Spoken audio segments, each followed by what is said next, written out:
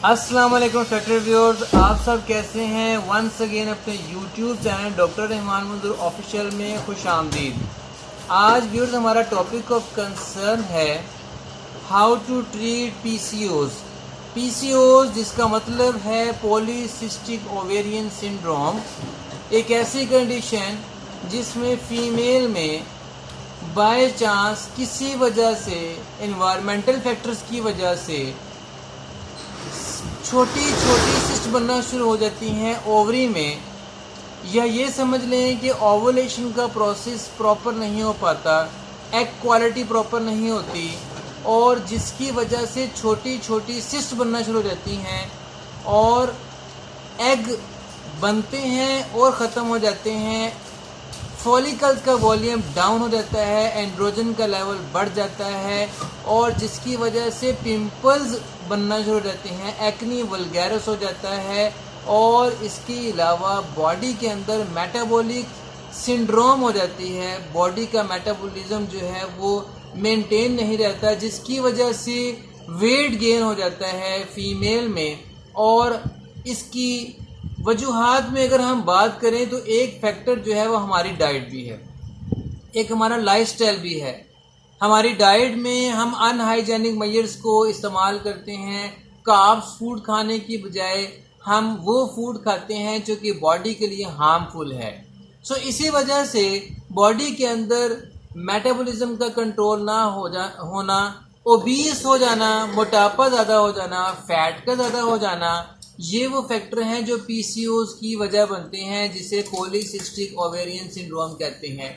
और यही वजह है व्यूअर्स के इंडिविजुअल्स में, फीमेल्स में ऑब्सेसिव कंपल्सरी डिसऑर्डर्स आ जाते हैं, जिसे पैनिक डिसऑर्डर्स कहते हैं, जिसमें पर्सन अनकंट्रोलेबल थॉट्स और रिकरेंट थॉट्स में सफ़र होना शुरू हो जाता है, डिप्रेशन का शिकार हो जाता है, स्ट्रेस का शिकार हो जाता है, रेस्टलेसनेस का शिकार हो जाता है, अनकंफर्टेबल सिचुएशंस हो जाती हैं। और यही वजह है कि उसकी बॉडी में इंसुलिन का लेवल जो है बढ़ जाता है। इंसुलिन की responding towards the pancreas, towards the gland, वो प्रॉपर नहीं होती। और यही वजह है कि गैस्ट्रेशनल डायबिटीज़ और प्री टर्म बर्थ का इशू आ जाता है, और इस वजह से पीसीओज होती है। आज आपके सामने लाए हैं हमारे पास प्रोडक्ट इनोसिटोलिक के नाम से है, और एफडीए अप्रूव प्रोडक्ट है, जिसमें दो कॉम्बिनेशन है, मायो इनोसिटोल सप्लीमेंट और फॉलिक एसिड। मायो इनोसिटोल 2000 mg और फॉलिक एसिड 200 mg में अवेलेबल है। दोनों कलेक्टिवली वर्क करते हैं। जहाँ मायोइनोसिटोल जो है ग्लूकोज लेवल को यूज़ करवाती है इनटू द बॉडी, वहाँ पर फॉलिक एसिड जो है बॉडी में न्यू सेल को जनरेट करती है। चूँकि फॉलिक एसिड बी वाइटामिन का कंपोनेंट है, बी कॉम्प्लेक्स का वाइटामिन है, जिसका बेनिफिट जो है प्री नेटल और पोस्ट नेटल दोनों में होता है, यानी बिफोर प्रेगनेंसी और आफ्टर प्रेगनेंसी इसका बहुत बेनिफिट है, ना सिर्फ स्किन हेयर नेल्स में, बल्कि ये जो है वो बच्चों में न्यूरोनल जो है वो बर्थ डिफेक्ट्स जो है खुदा ना खासा उनको भी ये प्रिवेंट कर देता है। तो फॉलिक एसिड जो है इसके इतने एडवांटेज जो है मायोइनोसिटोल के साथ होते हैं। अब अगर हम कैटेगोरिकली इनके एडवांटेज की बात करते हैं तो सबसे पहले ये है कि बॉडी के अंदर जो कोलेस्ट्रॉल लेवल है उसे कम करता है। इसके अलावा जो है ये उस रिस्क को जिसमें मेटाबॉलिक सिंड्रोम डेवलप होती है, ये उससे बचाता है। इसके अलावा इसका बेनिफिट ये है कि ये पॉलीसिस्टिक ओवेरियन सिंड्रोम के सिम्टम्स को लो कर देता है, उसको कम कर देता है। इसके अलावा गेस्टेशनल डायबिटीज़ और प्री टर्म बर्थ को भी ये क्या कर देता है, रिड्यूस कर देता है। अगर इसके बेनिफिट्स की बात करें तो ये हाई कोलेस्ट्रॉल लेवल को लो कर देता है और हमारी बॉडी को हेल्प करता है प्रोड्यूसिंग इंसुलिन। सो ये इसके बेसिकली बेनिफिट्स हैं। आमतौर पर 2 ग्राम का ये एक साशे होता है, जिसमें 2000 जो है वो mg एक और दूसरे 200 mg जो है वो इसमें मौजूद है, mcg फॉलिक एसिड है।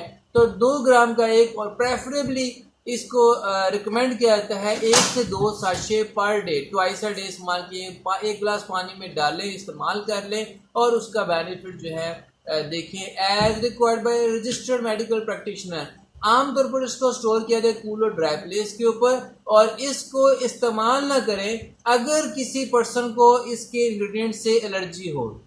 बच्चों के पहुंच से दूर रखें और कांटेक्ट जो है इसका बच्चों से दूर रखें। आमतौर पर जो है इसकी प्रिकॉशनरी मेजर तो ठीक, लेकिन साइड इफ़ेक्ट्स में इस चीज़ को देख लें कि नौजिया, स्टमक पेन हो सकती है, हार्ट बर्न हो सकती है, टायर्डनेस हो सकती है, फटीग का इशू आ सकता है, और या फिर जो है डिजनेस हो सकती है। ये इसके कॉमन जो है वो साइड इफ़ेक्ट्स हैं।